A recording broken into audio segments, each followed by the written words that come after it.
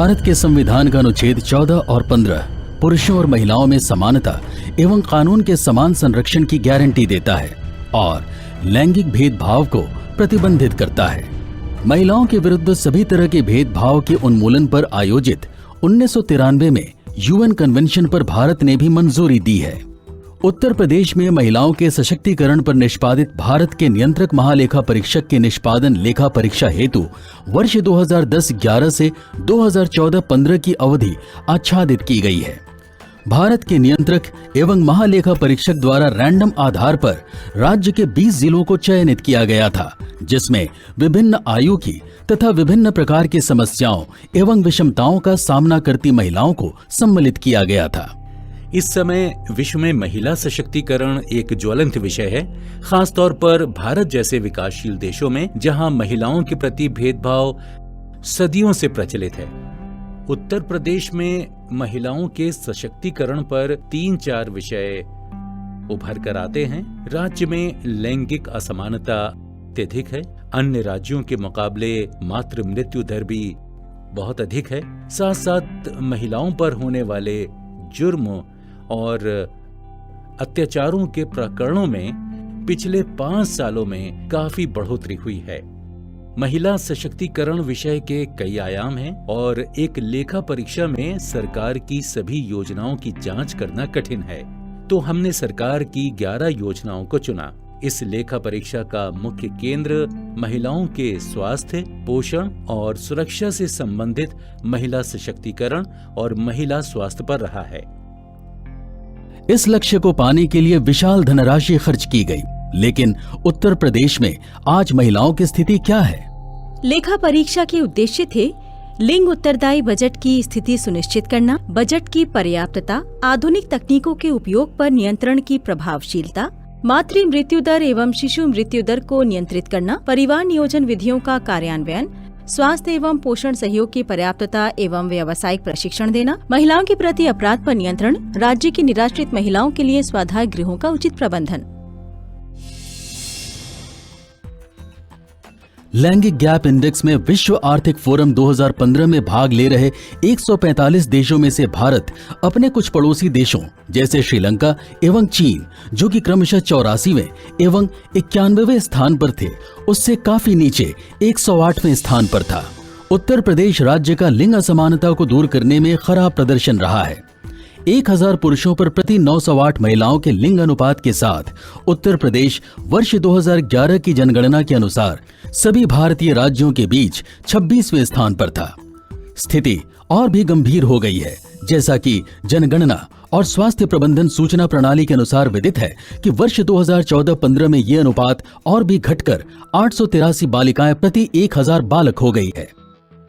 गर्भधारण पूर्व और प्रसव पूर्व निदान तकनीक लिंग चयन प्रतिरोध अधिनियम 1994 के अंतर्गत लिंग परीक्षण या लिंग का चुनाव प्रतिबंधित है, लेकिन क्या उत्तर प्रदेश में उक्त अधिनियम को सरकार द्वारा प्रभावी रूप से लागू किया जा रहा है? इस महत्वपूर्ण एक्ट को लागू करने के लिए बहुत ही कम धनराशि जारी की गई और राज्य सरकार भी इस धनराशि का पूर्ण उपयोग नहीं कर सकी। 2010 से 14 में राज्य सरकार ने रुपए 20.26 करोड़ की मांग रखी, जिसके एवज में भारत सरकार द्वारा रुपए 7.09 करोड़ की धनराशि आवंटित की गई।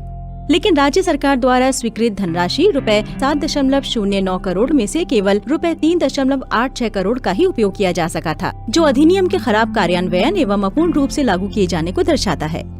गर्भधारण पूर्व और प्रसव पूर्व निदान तकनीक अधिनियम व उसके अंतर्गत बनाए गए नियमों के अनुसार प्रत्येक आनुवंशिक केंद्र को प्रशिक्षित चिकित्सक के रेफरल पर एवं मान्य चिकित्सकीय परिस्थितियों में ही प्रसव पूर्व निदान तकनीक का प्रयोग किया जाना चाहिए, परंतु 68% अल्ट्रासोनोग्राफी प्रकरणों में चिकित्सक की रेफरल पर्ची नहीं पाई गई।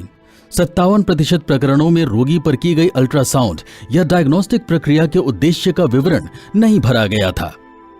सहारनपुर में 579 प्रकरणों में से किसी के पास भी रेफरल स्लिप नहीं थी।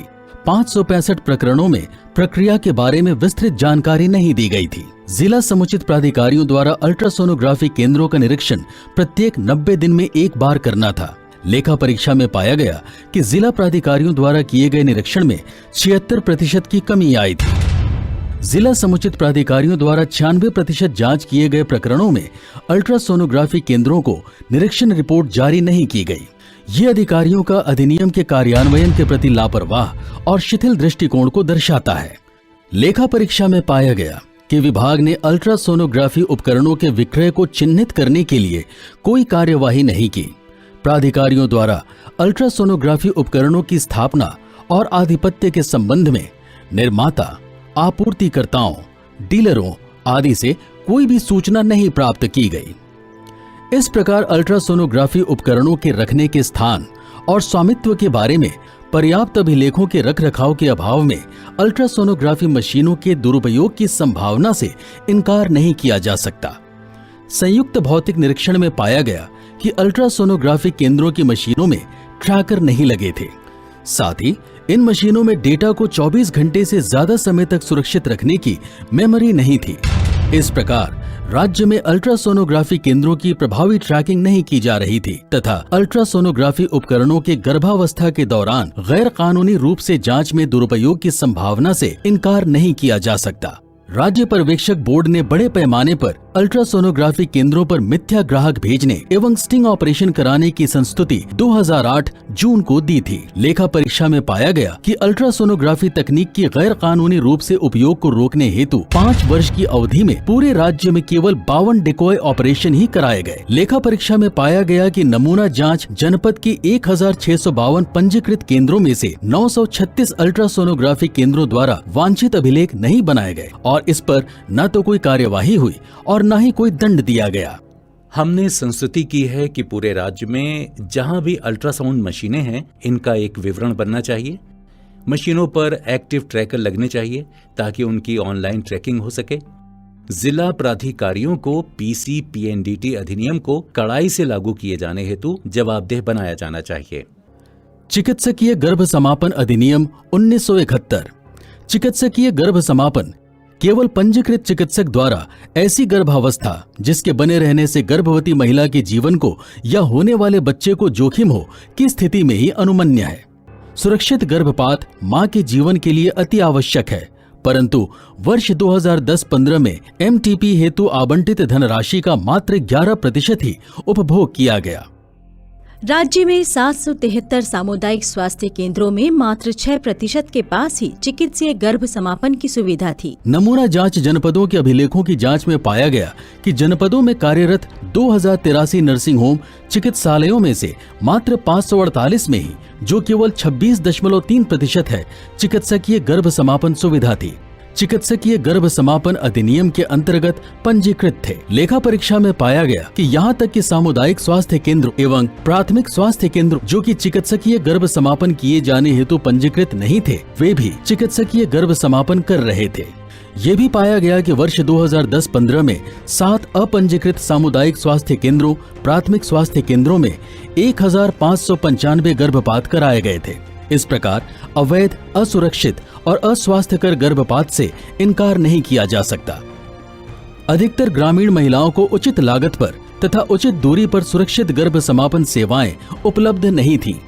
लेखा परीक्षा में पाया गया कि मुख्य चिकित्सा अधिकारी जिला स्तरीय समिति द्वारा चिकित्सकीय गर्भ समापन हेतु सुरक्षित और स्वास्थ्यकर परिस्थितियों को सुनिश्चित करने के लिए किसी भी नमूना चयनित जनपद में वर्ष 2010-15 में निरीक्षण नहीं किया गया था। चिकित्सकीय गर्भ समापन विनियम के अनुसार नर्सिंग होम्स एवं अस्पतालों को गर्भ समापन प्रकरणों का मासिक विवरण संबंधित जिले के मुख्य चिकित्सा अधिकारी को प्रेषित करना था। तथापि 50% नमूना जाँच जनपदों में नर्सिंग होम्स द्वारा ये विवरण प्राप्त नहीं कराए गए। उदाहरण स्वरूप आगरा में एमटीपी के अंतर्गत सर्वाधिक चिकित्सालय पंजीकृत थे, परंतु केवल 15 पंजीकृत केंद्र ही रिपोर्ट भेज रहे हैं। मेरठ में द्वितीय सर्वाधिक एमटीपी पंजीकृत चिकित्सालय हैं, किंतु इनमें से कोई भी अपनी मासिक रिपोर्ट जमा नहीं कर रहा था। बनारस में 46 एमटीपी पंजीकृत चिकित्सालय और अस्पताल हैं, परंतु इनमें से कोई भी मासिक रिपोर्ट जमा नहीं कर रहा है।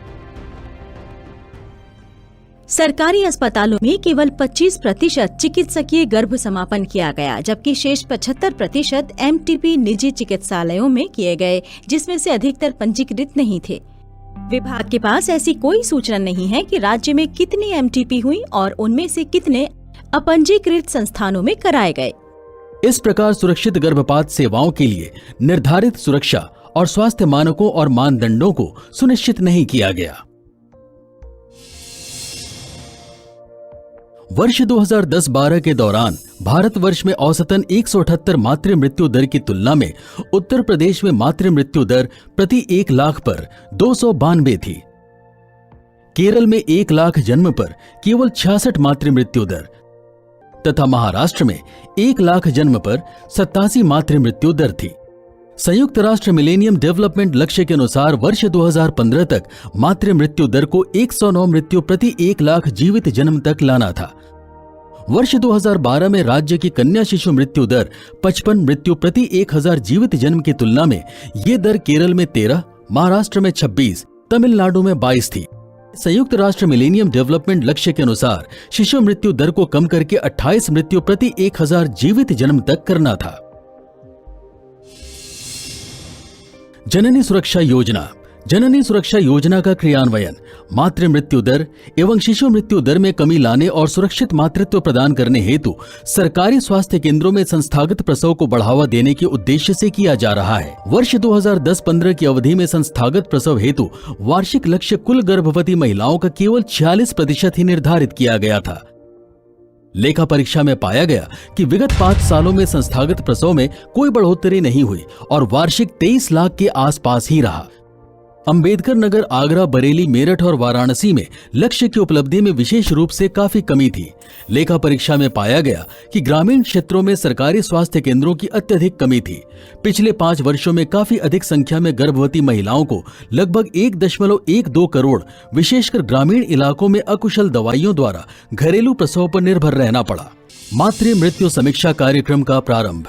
मातृ मृत्यु दर कार्यक्रम का उद्देश्य मृत्यु के कारणों तथा स्वास्थ्य सेवा प्रदान करने में कमी यदि कोई है को चिन्हित कर मातृ मृत्यु को कम करने और सुधारात्मक उपाय सुनिश्चित करना था। लेखा परीक्षा में पाया गया कि आवंटित की गई धनराशि 7.22 करोड़ रुपए के सापेक्ष विभाग द्वारा मात्र 1.70 करोड़ रुपए का ही व्यय किया गया था, जो स्पष्ट करता है कि शासन द्वारा इस कार्यक्रम पर पर्याप्त रूप से ध्यान नहीं दिया गया था।